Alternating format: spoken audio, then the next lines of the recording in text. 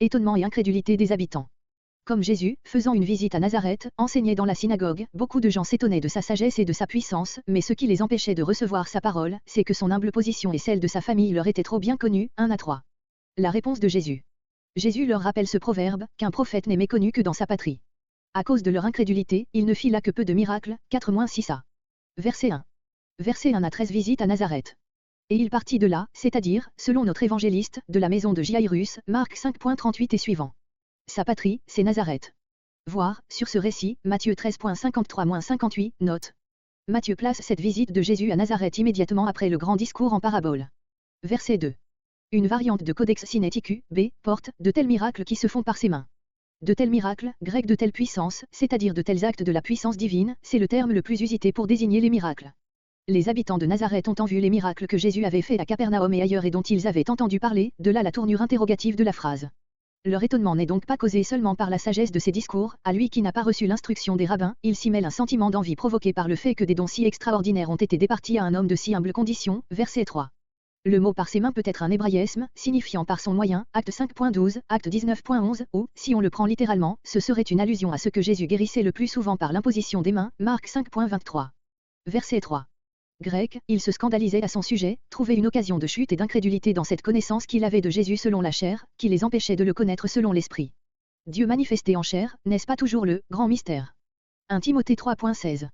Selon Matthieu, les habitants de Nazareth nomment Jésus, le fils du charpentier, d'après Marc, simplement le charpentier, sans doute parce qu'il l'avait vu travailler de ses mains dans l'atelier de son père adoptif. Telle est, en effet, la tradition recueillie par quelques pères de l'Église, Justin, Dialogue avec Tryphon, 88, Théodoret, Histoire ecclésiastique 3, 23. Voir, sur les frères et les sœurs de Jésus, Matthieu 12.46, note. Dans toutes ces occasions où les membres de sa famille sont énumérés, il n'est plus question de Joseph. Peut-être était-il déjà mort, comme l'admet la tradition. Verset 4. Maison est pris dans le sens de famille, Marc 3.25. Si ce proverbe était vrai, appliqué aux prophètes saints et sans tache, combien plus le sera-t-il pour ses serviteurs, dont les infirmités et les défauts ne sont nulle part mieux connus que parmi leurs amis et dans l'intérieur de leur maison. Nous avons admis, Matthieu 13.54, première note, qu'il ne faut pas identifier cette visite de Jésus à Nazareth, racontée par Matthieu et Marc, avec celle que rapporte Luc, Luc 4.16 et suivant. Et, en effet, les deux récits sont tellement différents, qu'on est forcé d'y voir deux faits et non un seul. Mais comme, d'autre part, il est difficile d'admettre que, dans l'un et dans l'autre de ces séjours, les habitants de Nazareth aient fait la même objection et Jésus la même réponse, n'est-il pas probable que ces paroles ont été transférées d'un fait à l'autre par la tradition apostolique, recueillies telles quelles par les évangélistes. Verset 5. Il ne put. Voir sur ce mot Matthieu 13.58, note.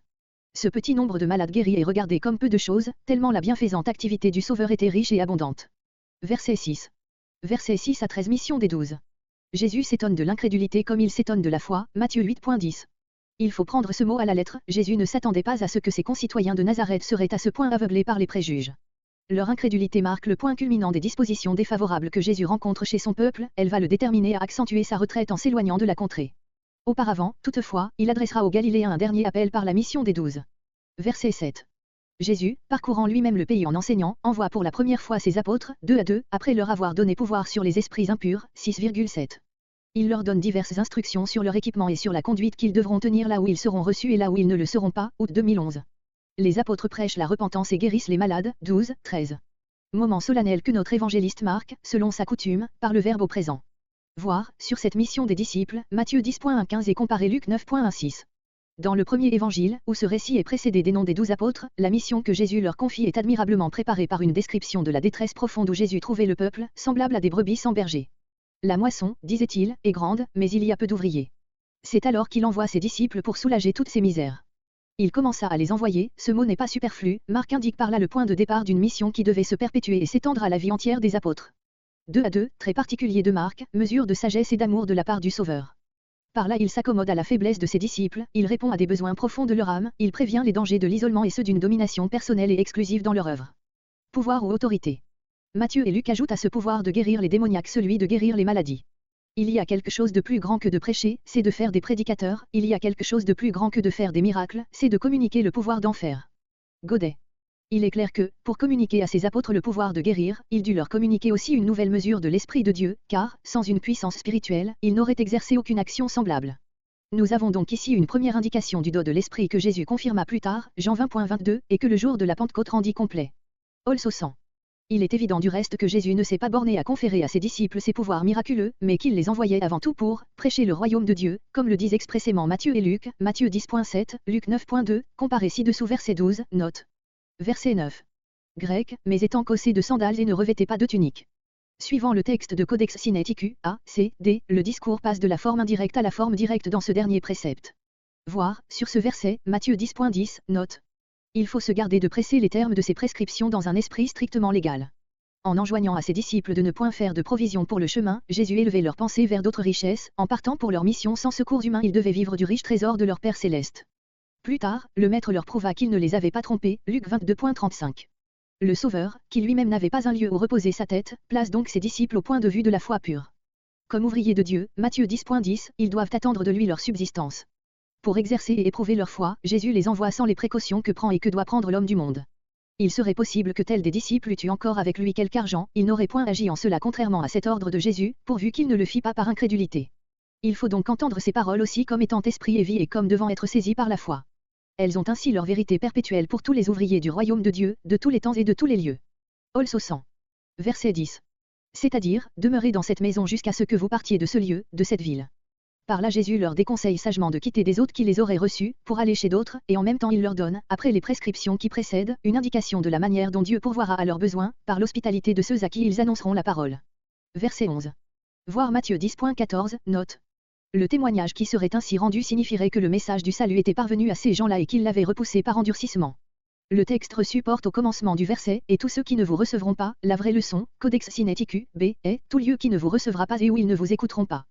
Le texte reçu ajoute à ce verset, en vérité, je vous le dis, Sodome et Gomorrhe seront dans un état plus tolérable au jour du jugement que cette ville-là. Ces paroles ont été transcrites de Matthieu 10.15. Verset 12. Exhortez les hommes à se repentir, voir sur le sens de ce mot. Matthieu 3.2, note, n'était sans doute pas tout le contenu de la prédication des apôtres, mais c'est par là que doit commencer toujours et partout le renouvellement de la vie religieuse et morale. Verset 13. Il faut remarquer tous ces verbes à l'imparfait, indiquant une action continue, souvent répétée. Oindre d'huile, Marc seul a conservé ce trait, était un moyen curatif très fréquemment employé en Orient, Luc 10.34, ce qui ne veut point dire que les apôtres opérassent les guérisons uniquement par ce moyen, puisque l'évangéliste raconte évidemment une action miraculeuse, mais il ne faut pas croire non plus que les apôtres employassent cette huile dans le simple but de réveiller l'attention des malades, ou comme signe de leur guérison. Elle servait plutôt de moyen de communication aux puissances spirituelles qui opéraient la guérison, comparé Jacques 5.14. C'est dans le même but que Jésus lui-même se servait quelquefois de la salive ou d'un attouchement pour opérer une guérison, Marc 8.23, Jean 9.6, Matthieu 8.3. Cette explication, du reste, n'exclut point l'idée des interprètes qui attribuent à l'emploi de l'huile une signification symbolique, car on sait que, partout dans l'Écriture, l'huile est l'image du Saint-Esprit, par la puissance duquel les apôtres agissaient. Verset 14. Terreur superstitieuse d'Hérode. La renommée de Jésus parvient à Hérode, tandis que d'autres disent que Jésus est Élie ou un prophète, Hérode affirme qu'il est Jean ressuscité, 14 à 16. L'emprisonnement de Jean. L'évangéliste raconte à ce propos l'issue tragique du Baptiste. Jean avait été emprisonné parce qu'il blâmait l'union d'Hérode avec Hérodia, la femme de son frère. Celle-ci poursuivait le prophète de sa haine, mais ne pouvait obtenir sa mort. Hérode protégeait Jean, l'écoutait volontiers et était troublé par ses entretiens avec lui, 17 à 20. La mort de Jean. Le jour de naissance d'Hérode offrit à Hérodia une occasion propice. Sa fille dansa au festin que Hérode offrit à ses grands. Hérode enivré lui promit avec serment ce qu'elle voudrait. La jeune fille, après être allée consulter sa mère, demanda la tête de Jean-Baptiste. Le roi, tout attristé qu'il fut, n'osa refuser. Il envoya un garde décapiter Jean dans sa prison. Le garde apporta la tête de Jean sur un plat et la donna à la jeune fille, qui l'apporta à sa mère. Les disciples de Jean vinrent rendre les derniers devoirs à leur maître, 21 à 29. Versets 14 à 29 Hérode et Jean-Baptiste. Voir sur ces paroles Matthieu 14.12, note, comparez Luc 9.7-9. Hérode est nommé roi selon l'usage populaire, ce n'était pas son titre officiel. Matthieu et Luc le nomment plus exactement le tétrarque. Grec, et le roi Hérode ouït et dire, car son nom était devenu célèbre. Il ouït et dire ce que faisaient les disciples, 12, 13. Mais comme ceux-ci ne prêchaient et n'opéraient des guérisons qu'au nom et en la puissance de leur maître, l'évangéliste, par un tour elliptique, ajoute que son nom, le nom de Jésus, avait acquis de la renommée par l'activité des apôtres. Quant à l'opinion d'Hérode, que Jean était ressuscité d'entre les morts, voir verset 16, note, une variante de B, D, adoptée par Lachman, Ouest 4 Errort et d'autres, l'attribue, dans ce verset-ci, non à Hérode, mais au public, il disait, on disait. Verset 15. Comparez Matthieu 16.14, note. La seule différence qu'il y ait entre ces diverses opinions, c'est que les uns estimaient que Jésus était Élie, c'est-à-dire un envoyé de Dieu animé de l'esprit d'Élie, ou peut-être Élie lui-même revenant sur la terre, Malachie 4.5, tandis que d'autres pensaient qu'il était un prophète comme l'un des prophètes, c'est-à-dire un prophète semblable à l'un des anciens prophètes. Ceux qui exprimaient ces divers jugements pouvaient se trouver dans l'entourage d'Hérode, mais ne faisaient que répéter des opinions qui avaient cours parmi le peuple et ce sont à peu près ces mêmes opinions que les disciples rapportèrent à Jésus dans une autre occasion, Matthieu 16.14. Verset 16. Hérode n'admet pas ses opinions, comme le montre déjà la particule adversative mais, il insiste sur l'idée qu'il a exprimée, verset 14, et il le fait en termes énergiques que le texte reçu rend ainsi, ce Jean que j'ai décapité, c'est lui qui est ressuscité d'entre les morts. Les mots soulignés sont supprimés par Tischendorf, d'après Codex Sinaiticus, B et des versions. Le texte reçu porte en outre, c'est lui, lui-même est ressuscité. Les paroles d'Hérode trahissent le trouble d'une conscience tourmentée par le souvenir d'un meurtre. On a objecté à ce récit qu'il est inadmissible qu'U Hérode, prince éclairé, rattaché au parti des Sadducéens, crut à la résurrection de Jean. Les paroles qu'on lui prête signifieraient simplement « J'ai fait décapiter un de ses prophètes et en voici un autre qui reparaît ». Mais il est évident que tous les évangélistes entendent ces paroles d'Hérode dans leur sens littéral. Et pourquoi se serait-il trompé ? Chez un homme faible, voluptueux, débauché, troublé dans sa conscience comme l'était Hérode, la superstition s'allie fort bien avec l'incrédulité. En outre, la haute estime qu'il avait du caractère de Jean-Baptiste, verset 20, ne pouvait qu'augmenter les remords qui le faisaient parler ainsi. Verset 17. Voir sur ce récit Matthieu 14.13, note. Marc raconte avec beaucoup plus de détails le drame sanglant de la mort de Jean-Baptiste. Nous noterons les traits qui lui sont propres. Verset 18. Il faut remarquer ce verbe à l'imparfait, Jean disait à Hérode. Ce courageux témoignage à la vérité morale avait été rendu à plus d'une reprise par le prophète, qui savait cependant qu'il ne le faisait qu'au péril de sa vie. Il avait eu en effet maintes occasions de parler à Hérode, verset 20. La femme de ton frère, tout le crime d'Hérode était là. Verset 19. Rempli de haine contre Jean, parce qu'il contrariait sa passion et son ambition, Hérodia aurait voulu le faire mourir, grec, le tuer. Pourquoi ne le pouvait-elle pas ? Le verset suivant nous le dit clairement, en attribuant à Hérode, à l'égard de Jean, des sentiments tout autres que ceux de sa femme. Mais ici se trouve entre Marc et Matthieu une différence qu'il faut reconnaître. Ce dernier dit, en effet, qu'Hérode eût voulu faire mourir Jean et qu'il n'en était retenu que par la crainte du peuple, Matthieu 14.5. Marc, verset 20, exprime une appréciation toute différente. On remarquera toutefois que, quand il s'agit de juger un homme faible, sans résolution, débauché, vacillant aux impressions variables, le jugement peut dépendre du moment où on le prend. Hérode pouvait avoir eu le désir de se défaire de ce témoin importun, dans le temps où il le fit mettre en prison, mais après avoir eu l'occasion de le voir de près plusieurs fois, il put très bien changer de sentiment à son égard. Marc constate ces nouvelles dispositions envers le précurseur. Cela n'empêche pas que l'autre motif que Matthieu attribue à Hérode, la crainte du peuple, put exercer aussi sur lui son influence. Verset 20. La crainte qu'Hérode avait de Jean est très bien motivée par cette remarque qu'il voyait en lui un homme juste et saint, car il pouvait penser que, s'il mettait à mort un tel homme, cela lui porterait malheur. Ainsi il le gardait avec soin dans la prison, où il le protégeait contre les desseins d'Hérodia, et, comme il l'écoutait volontiers, il lui arrivait, après s'être entretenu avec lui, d'être perplexe, troublé sur beaucoup de choses. Ce dernier mot peint admirablement la situation et les dispositions d'Hérode, il explique cette crainte qu'il avait de Jean. Cette idée si naturelle n'a pas été comprise des copistes, oui ont corrigé le verbe et font dire à l'évangéliste qu'Hérode faisait beaucoup de choses après avoir entendu Jean. Bien que cette leçon se trouve dans A, C, D, la plupart des majuscules et des versions, il faut, sans hésiter, admettre l'autre variante. Verset 21. Ce jour était favorable au dessein d'Hérodia, qui pouvait mettre à profit l'enivrement d'un grand festin pour parvenir à son but. Hérode réunit dans cette fête les trois classes d'hommes qui avaient accès à sa cour, les grands dignitaires civils, les chefs militaires, grecs les chiliarques, qui avaient le commandement de 1000 hommes, et les principaux de la province où ils se trouvaient. Verset 23. Voir, sur la fille d'Hérodia, Matthieu 14.6, note. Hérode, ivre de vin, de volupté et de fausse gloire, promet avec serment ce qu'il ne pouvait pas donner. Il parle de son royaume, lui qui n'était que l'administrateur d'une petite tétrarchie, il parodie le langage du grand Assuérus, 5.3, lui qui n'a aucune souveraineté. Et ce langage, il le tient à une jeune fille qui vient de lui plaire par sa danse. Verset 25. Matthieu se borne à dire que la jeune fille fit sa demande à l'instigation de sa mère. Marc décrit la scène d'une manière plus dramatique, Salomé sort, se rend auprès de sa mère, qui ne craint pas de donner à son enfant un conseil où se trahissent toute sa haine et sa cruauté, puis cet enfant rentre avec empressement dans la salle du festin et tient à Hérode ce langage impérieux qui nous montre en elle la digne fille de sa mère, je veux à l'instant, sur un plat, la tête de Jean-Baptiste. Verset 26. Cette tristesse d'Hérode se conçoit très bien d'après le verset 20, la cause en est dans sa conscience troublée, mais il obéit plutôt à une mesquine vanité, à laquelle il sacrifie la vie du précurseur. Verset 27. Marc emploie ici un terme latin, speculator, surveillant. C'était un des soldats de la garde du corps, auxquels incombaient aussi les exécutions capitales. Verset 28. Tous les termes si simples du récit, il apporta la tête sur un plat et la donna à la jeune fille et la jeune fille la donna à sa mère, font mieux sentir l'horreur de cette scène que ne le feraient les expressions les plus pathétiques. Quant à ce meurtre de Jean-Baptiste, résolu et exécuté au même moment, voir Matthieu 14.11, note. Verset 30. Retour des disciples, Jésus les prend à l'écart. Les disciples, de retour de leur mission, s'assemblent auprès de Jésus pour lui en rendre compte. Jésus les invite à traverser le lac pour se rendre avec lui dans un lieu désert, afin d'y trouver un peu de repos, car ils étaient tellement pressés par les foules, qu'ils n'avaient pas même le temps de prendre leur repas, 30 à 32. Son projet déjoué par la foule. La multitude les ayant vus partir, les suit à pied, afin de les retrouver sur l'autre bord du lac. Jésus, touché de compassion, leur adresse des enseignements prolongés, 33, 34. Les préparatifs du repas. Comme l'heure est avancée, les disciples invitent Jésus à congédier la multitude, qui n'a rien à manger dans ce lieu désert. Jésus leur répond, donnez-leur vous-mêmes à manger. Les disciples, étonnés, lui font observer qu'il faudrait pour plus de 200 deniers de pain. Jésus leur dit de s'assurer combien ils ont de pain. Ils constatent qu'ils n'ont que 5 pains et 2 poissons, 38 à 38. Le repas. Jésus ordonne de faire asseoir la foule par groupe sur l'herbe verte. Puis il prend les pains et les poissons et prononce la bénédiction, et il les donnait à ses disciples pour les distribuer à tous. Tous sont rassasiés et l'on emporte 12 paniers pleins de ce qui restait. Or il y avait là 5000 hommes, 39 à 44. Versets 30 à 44 retraite dans le désert. Comparez Matthieu 14.13-21, Luc 9.10-17, Jean 6.1-15. L'évangéliste, après sa digression sur la mort de Jean-Baptiste, reprend le récit de la mission des 12, versets 7 et suivants. Le verbe au présent nous reporte à l'époque où la renommée de Jésus parvient aux oreilles d'Hérode, verset 14. Les apôtres viennent rendre compte à Jésus des résultats de leur première mission. À l'exemple de leur maître, ils ont joint à l'action l'enseignement, fait et enseigné, acte 1.1. Ce passage est le seul de son évangile où Marc emploie le mot d'apôtre. Voir Matthieu 10.2, note. Verset 31. Vous seul, Grec vous-même, pour votre compte, pour vos personnes. Voir, sur les motifs de cette retraite, Matthieu 14.13, note. D'après Marc, l'intention de Jésus pour lui-même et pour ses disciples est d'échapper pour un temps au bruit et aux fatigues que leur occasionnaient tous ces nombreux allants et venants, afin de se reposer un peu. Ce repos dans la solitude et dans la communion de leur maître était surtout nécessaire aux apôtres, après leur premier voyage de mission.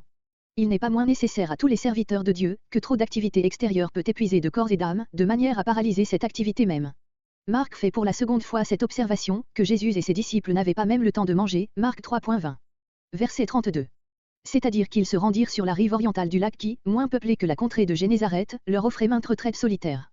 L'article « la barque » qu'on trouve souvent dans ces récits, paraît désigner une barque dont Jésus se servait ordinairement et qui, sans doute, appartenait à l'un de ses disciples. Verset 33. Ce verset présente, dans les manuscrits, des variantes, qui ne modifient guère le sens. De plus, le texte est susceptible de diverses traductions. On peut prendre le premier verbe dans un sens impersonnel. On les vit partir et beaucoup connurent. D'après B. D., le verbe connure n'a pas de régime, le plus naturel est de sous-entendre la direction et le but de leur course. Le texte reçu porte, ils le reconnurent, une variante de Codex Sinaiticus, A, version adoptée par Tischendorf, ils les reconnurent. Quelques leçons qu'on adopte, notre récit nous dit qu'un grand nombre de ceux qui avaient entouré Jésus et ses disciples, les ayant vus s'embarquer et sachant qu'ils se rendaient sur l'autre rive, y accoururent à pied et les devancèrent. Le texte reçu avec A et des majuscules ajoute, et ils s'assemblèrent vers lui. Pour atteindre ce but, ils durent contourner l'extrémité septentrionale du lac. La courbe de la rive se rapproche sensiblement de la ligne droite, de sorte qu'ils purent arriver en même temps que la barque et même avant elle. De toutes les villes, qui se trouvèrent sur leur chemin, plusieurs les accompagnèrent. Le récit de Matthieu a le même sens, Matthieu 14.13. Verset 34. Étant sorti, d'où? D'après Matthieu 14.14, comparé Jean 6.3, Jésus sortait de la solitude de la montagne, où il avait passé quelques heures avec ses disciples, selon son intention rapportée par Marc lui-même, verset 31. Mais cet évangéliste, nous ayant dit, verset 33, que la foule accourue à pied avait devancé Jésus sur l'autre rive, paraît vouloir indiquer que Jésus ne put trouver la solitude et le repos qu'il cherchait, son expression, étant sorti, a pour complément sous-entendu la barque, verset 32, et se rapporte au moment où Jésus descend sur le rivage. Comparez Matthieu 14.14, Matthieu 9.36, note. Verset 36. Voir, sur ce récit de la multiplication des pains, Matthieu 14.15 et suivant, notes et comparez Luc 9.10-17, Jean 6.5 et suivant. Le texte reçu porte, qu'ils s'achètent des pains, car ils n'ont pas de quoi manger. Verset 37. Cette question des disciples paraît trahir un étonnement mêlé d'un peu d'humeur, causé par l'ordre inexécutable que Jésus leur donnait. Marc seul rapporte cette évaluation des disciples qui estiment à 200 deniers la quantité de pain nécessaire pour donner à chacun un peu de nourriture. Ce détail est confirmé par Jean 6.7, où nous voyons que c'est Philippe qui fit le calcul et estime que cette somme ne suffirait même pas. Comme, en effet, le denier romain valait un peu moins d'un franc, cette somme, répartie sur 5000 hommes, verset 44, aurait donné pour chacun la valeur de quelques centimes. On a supposé, bien gratuitement, que les disciples indiquaient ce chiffre parce que c'était là tout l'argent qu'ils possédaient dans la bourse commune. Leur langage semble bien plutôt dire que jamais ils n'en ont possédé autant et qu'ils seraient fort embarrassés de se procurer cette richesse. Verset 38. D'où provenaient ces 5 pains et ces 2 poissons? Jean 6.8-9, qui raconte avec l'exactitude du témoin oculaire, a répondu à cette question. Au reste, des pains et des poissons frits et souvent des œufs durs étaient la provision ordinaire de ceux qui se mettaient en voyage, Luc 11.11-12. Voir Félix Bovette, Voyage en Terre Sainte, 7e édition, p. 361. Verset 40. Grec, groupe par groupe, rangée par rangée, hébraïsme, Exode 8.10. Le premier de ces mots signifie littéralement une société de convives assis pour un repas, le second un carré semblable à la plate-bande d'un jardin. Ces sociétés étaient assises sur 2 lignes, entre lesquelles on pouvait passer pour les servir, chacune étant composée de 50 ou de 100 hommes. Cet ordre, prescrit par le Seigneur lui-même, facilitait le service, assurait à chacun sa part et permettait de compter le nombre exact de convives, verset 44. Marc achève de peindre la scène qui s'offrait alors au regard, en nous disant que tous ces groupes étaient assis sur l'herbe verte. Or on sait par Jean qu'on était alors à l'époque de la fête de Pâques, en pleine efflorescence du printemps et qu'ainsi tous avaient sous les yeux les magnificences de ces campagnes qui s'étendaient des montagnes jusqu'au lac. C'est là que le Seigneur Jésus, déployant sa puissance et son amour, va rassasier d'aliments miraculeux ces maltitudes que sa parole avait nourri du pain de vie. Verset 41. Voir, sur cette bénédiction prononcée par le Sauveur, Matthieu 14.19, note. Marc ajoute, levant les yeux au ciel. Jésus cherchait toujours du regard, en Dieu, les bénédictions et les grâces qu'il communiquait aux hommes. Il faut remarquer ce verbe à l'imparfait, il les donnait, à mesure qu'il les rompait. Marc indique par là que l'action dura aussi longtemps que la distribution et que c'est dans les mains de Jésus que les pains se multipliaient. Il paraît plutôt ressortir du récit de Matthieu que la multiplication se fit dans les mains des disciples. Il les distribua par les disciples, qui ainsi accomplirent réellement l'ordre que Jésus leur avait donné, verset 37, et qui leur avait paru inexécutable, Matthieu 14.19, deuxième note. Verset 43. Grec, on ramassa des morceaux de quoi remplir 12 paniers, des restes, des poissons. Marc seul fait observer qu'on recueillait aussi ces restes de poissons. On peut se demander si ces derniers étaient en plus des 12 paniers de morceaux de pain. Verset 44. Voir, sur ce miracle, Matthieu 14.21, note. Verset 45. Les disciples sur le lac, Jésus sur la montagne. Jésus contraint ses disciples d'entrer dans la barque pour repasser le lac, congédie la multitude et se retire sur une montagne pour prier. La nuit étant venue, il est là seul, tandis que les disciples se trouvent vers le milieu du lac, 45 à 47. Jésus vient au secours des disciples. Jésus, voyant qu'ils ont beaucoup de peine à ramer par un vent contraire, vient à eux, marchant sur les eaux. Le prenant pour un fantôme, ils poussent des cris d'effroi. Mais Jésus les rassure, ils montent dans la barque et le vent cesse. Tous en éprouvent le plus extrême étonnement, 48 à 52. Nombreuses guérisons dans la contrée de Génézareth. Jésus, ayant débarqué dans la contrée de Génézareth, se voit aussitôt entouré de gens qui, le reconnaissant, lui apportent des malades. Dans quelque lieu qu'il entre, dans les villes et dans les campagnes, on met devant lui les malades sur les places publiques et tous ceux qui touchent la frange de son vêtement sont guéris, 53 à 56. Versets 45 à 56. Jésus marche sur la mer et opère des guérisons. Comparez Matthieu 14.22-36, Jean 6.16-21. Jésus obligea ses disciples à se séparer de la foule, car ils y répugnaient par diverses raisons, Matthieu 14.22, note. Bethsaïda, petite ville située sur la rive occidentale du lac, en Galilée, Jean 12.21, lieu natal de 3 apôtres, Jean 1.44, près de Capernaum et de Corazin, Luc 10.13, ce qui explique comment Jean 6.17, peut dire, sans contradiction avec le récit de Marc que les disciples naviguaient vers Capernaum. Il y avait aussi une ville du nom de Bethsaïda, nom qui signifie maison de pêche, sur la rive orientale du lac, Marc 8.22, note, dont Joseph, guerre des Juifs, 3,17, désigne la situation. C'est à tort que quelques interprètes admettent cette dernière localité comme celle vers laquelle tendaient ici les disciples. Verset 47. Voir Matthieu 14.23 note. Verset 48. Matthieu 14.25, note. Les voyant, il vient. C'est ainsi que Marc représente cette scène, 2 mots lui suffisent pour nous montrer à la fois le regard pénétrant de Jésus qui, de sa retraite sur la montagne, aperçoit ses pauvres disciples en danger et sa tendre sollicitude qui le porte à leur secours. La 4e veille de la nuit commençait à 3 heures du matin. Comme ils s'étaient embarqués la veille au soir, on a trouvé étrange que les disciples eussent lutté toute la nuit contre les flots. Mais Marc, en parfait accord avec Matthieu, a déjà prévenu cette objection par la simple observation que le vent leur était contraire. Les devancer ou les dépasser. Ce trait qui appartient à Marc seul est assez difficile à expliquer. Quel était le but de Jésus? Un interprète dit qu'il voulait passer inaperçu de ses disciples, un autre, qu'il voulait les encourager en marchant devant eux comme le vainqueur des flots déchaînés. N'est-il pas plus conforme au récit de penser qu'il voulait les rassurer en se montrant à eux? Ou, puisque ce but ne fut pas atteint et que leur trouble ne fit qu'augmenter, Jésus voulait-il mettre leur foi à l'épreuve et désirait-il que l'initiative de la délivrance vînt de leur part et qu'il implorasse son secours? Quoi qu'il en soit, le cri d'angoisse qu'ils firent entendre parvint à son cœur, verset 50. Verset 50. Voir Matthieu 14.27 note. Verset 51. Jésus est auprès d'eux, la tempête s'apaise sans qu'il ait à commander aux flots et à la mer, comme dans une autre occasion, Marc 4.39. Au terme si fort, ils furent stupéfaits, le texte reçu avec A, D, majuscule ajoute, et ils s'étonnaient. Verset 52.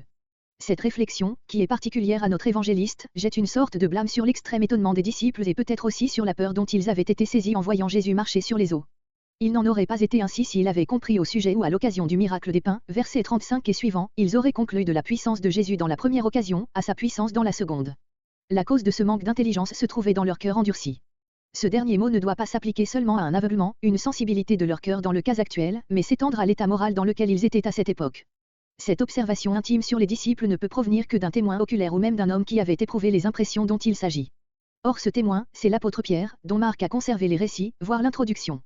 Et c'est là aussi peut-être la cause pour laquelle nous ne trouvons pas dans notre évangile le trait relatif à Pierre marchant sur les eaux, Matthieu 14.28-31.